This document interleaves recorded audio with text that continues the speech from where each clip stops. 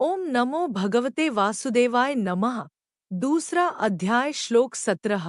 अविनाशी तु तद्विद्धि येन सर्वमिदं ततं विनाशं व्ययस्यास्य न कश्चित् कर्तुमर्हति। व्याख्या। अविनाशी तु तद्विद्धि। पूर्व श्लोक में जो सतसत की बात कही थी उसमें से पहले सत की व्याख्या करने के लिए यहाँ तु पद आया है। उस अविनाशी तत्व को तू समझ, ऐसा कहकर भगवान ने उस तत्व को परोक्ष बताया है।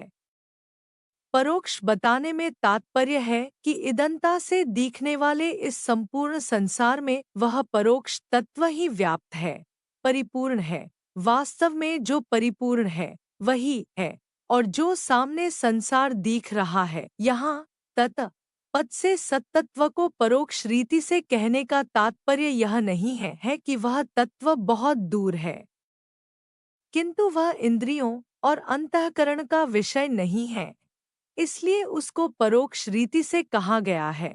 येन सर्वमिदं ततम, जिसको परोक्ष कहा है उसी का वर्णन करते हैं कि यह सबका सब संसार उस नित्य तत्व से व्याप्त है। जैसे सोने से बने हुए गहनों में सोना, लोहे से बने हुए अस्त्र शस्त्रों में लोहा, मिट्टी से बने हुए बर्तनों में मिट्टी और जल से बनी हुई बर्फ में जल ही व्याप्त परिपूर्ण है, ऐसे ही संसार में वह सत्तत्व ही व्याप्त है। अतः वास्तव में इस संसार में वह सत्तत्व ही जानने योग्य है।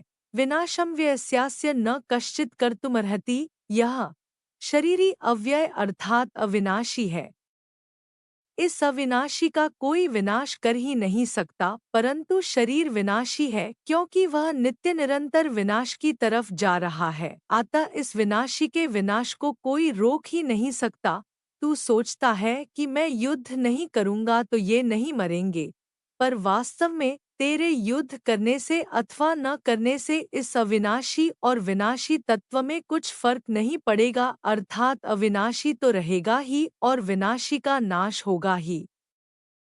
यहाँ अस्य पद से सत्तत्व को इदंता से कहने का तात्पर्य है कि प्रतिक्षण बदलने वाले शरीरों में जो सत्ता दिखती है वह इसी सत्तत्व की ही है। मेरा शरीर है और मैं शरीरधारी हूँ, ऐसा जो अपनी सत्ता का ज्ञान है उसी को लक्ष्य करके भगवान ने यहाँ अस्य पद दिया है।